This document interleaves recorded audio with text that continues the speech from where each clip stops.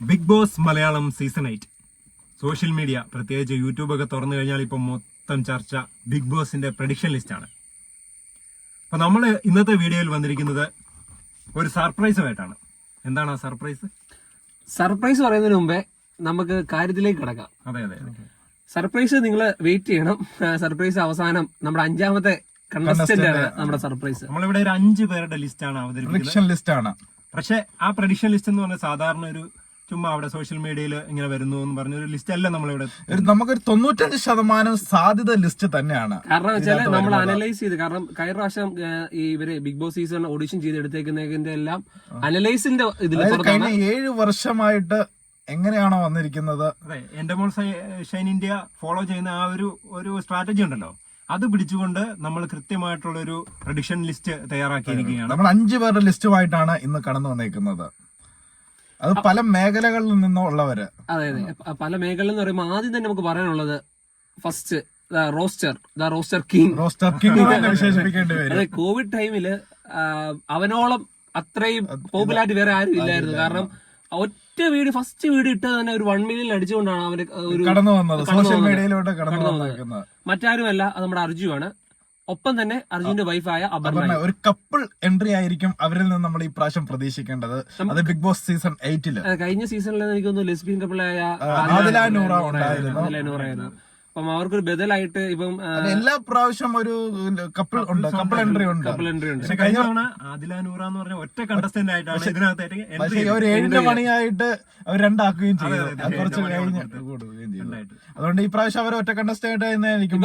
ഇപ്പൊ നമ്മുടെ നിലവിലുള്ള ഇതിൽ സോഴ്സ് അനുസരിച്ച് അവർ ഒറ്റ കണ്ടസ്റ്റന്റ് ആണ്. ഇനി പോകെ എങ്ങനെയാവും സ്ട്രാറ്റജി നമുക്ക് അറിയത്തില്ല, പ്രഡിക്ഷൻ ചെയ്യാൻ പറ്റില്ല. കാര്യങ്ങളെല്ലാം നോക്കിയ ശേഷമാണ് അവർ കാരണം അവർക്ക് വ്യൂവേഴ്ഷിപ്പ് നോക്കണമല്ലോ. റേറ്റിംഗിന് വേണ്ടി എന്നെ അങ്ങേറ്റ കളിയും ബിഗ് ബോസ് കളിക്കും. അതുകൊണ്ട് ഇവർ ഒന്നായിട്ട് കപ്പിൾ എൻട്രി ആയിട്ടായിരിക്കും വരുന്നത്. അർജുനൊക്കെ കുറച്ച് മൈൻഡ് ഗെയിം ഉള്ളവനാ.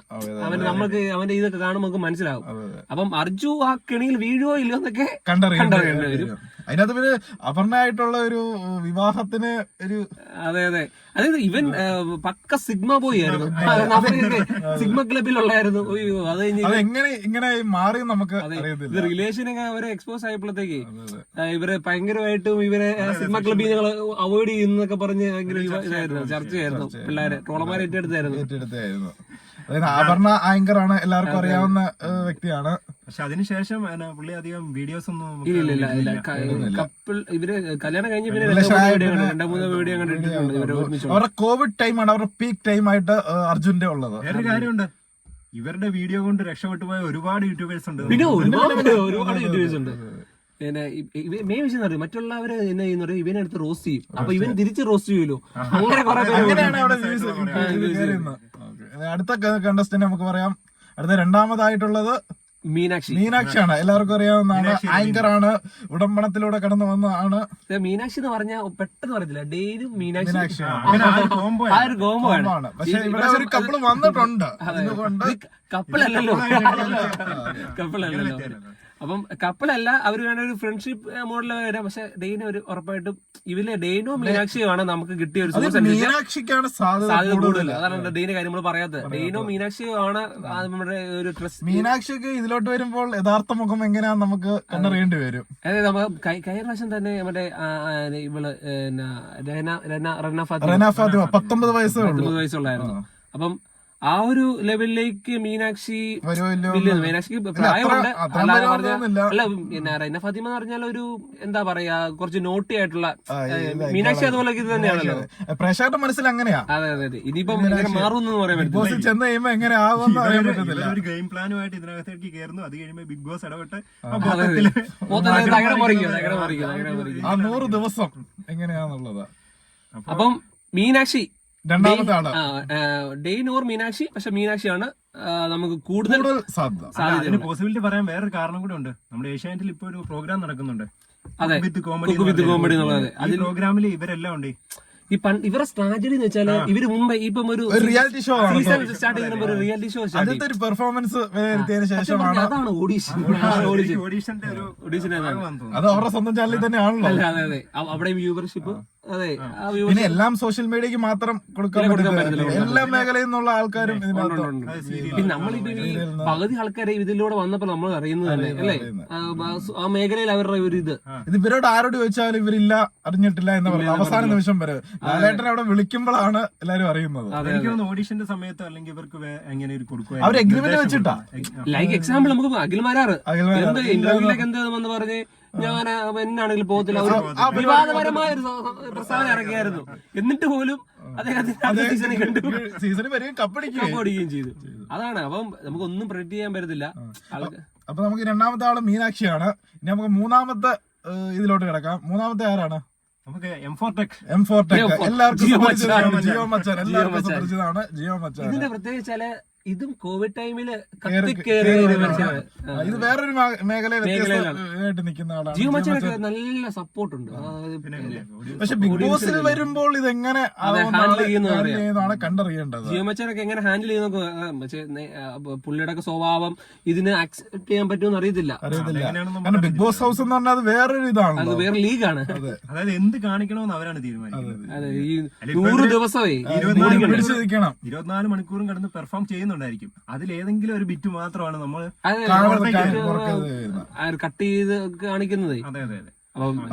എല്ലാം കോൺട്രവേഴ്സ്യൽ ആയിട്ടുള്ള കാണിക്കത്തുള്ളൂ, അല്ലാതെ അവരുടെ ഇതായിട്ട് കാണിക്കത്തില്ല. അവരെ ഹ്യൂമർ വേണം. അപ്പൊ നമ്മളിപ്പോ ഇപ്പൊ ഒരു എന്താ പറയാ, നമുക്ക് ഒരു ഹൈലൈറ്റ് കാണുമ്പോൾ അത് കാണുമെന്ന് തോന്നുന്ന സാധനമല്ല കാണാൻ പറ്റത്തുള്ളൂ. ഹൈലൈറ്റിൽ അതാണല്ലോ ഹൈലൈറ്റ് ചെയ്യുന്നത്.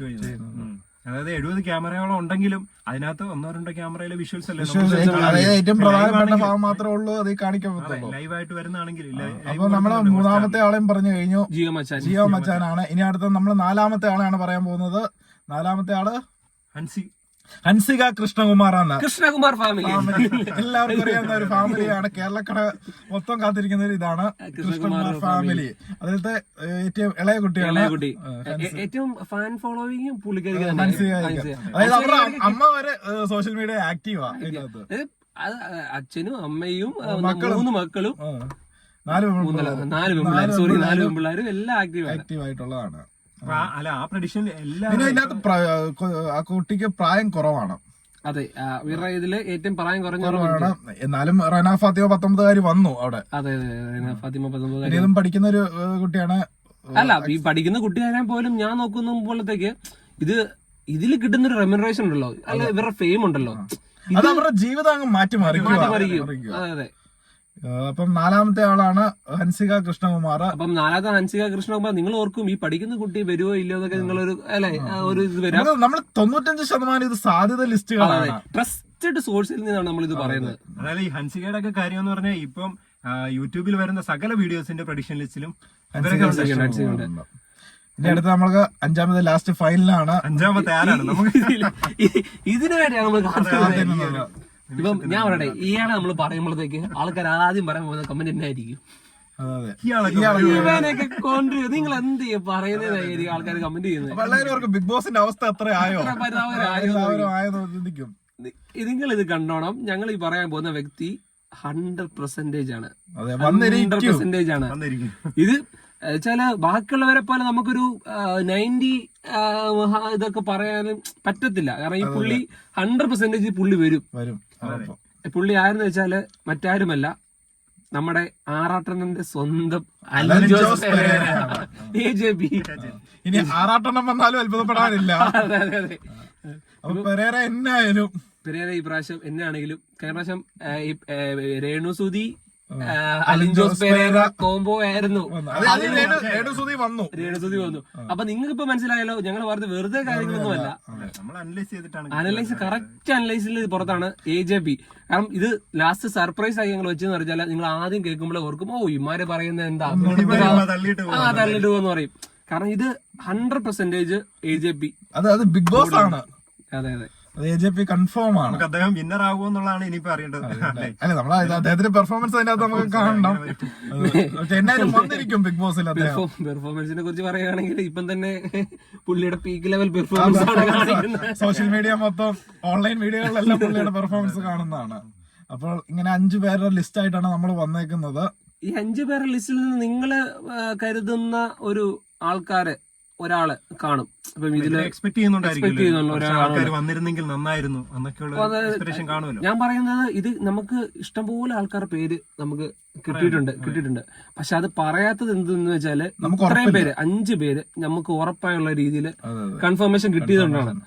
അല്ലാതെ നമ്മൾ ഉറപ്പുള്ളത് മാത്രമേ പറഞ്ഞുള്ളൂ. നമുക്ക് പല പേരുകളും വന്നിട്ടുണ്ട്. നമുക്ക് ഏറ്റവും കൺഫേം ആയിട്ടുള്ള 5 പേരാണ്. അതിൽ 5ാമത്തെ ആള് കൺഫേം തന്നെയാണ്. ഇപ്പൊ നമ്മുടെ അതിന്റെ പ്രോമോ സ്റ്റാർട്ട് ചെയ്തിട്ടുണ്ട്. ഇനി വരും ദിവസങ്ങളിൽ നമുക്ക് കുറച്ചും കൂടെ വേണമെങ്കിൽ ലിസ്റ്റ് വരുന്നതനുസരിച്ച് നമുക്ക് ഉറപ്പുള്ളത് മാത്രമേ ഇടുന്നുള്ളൂ.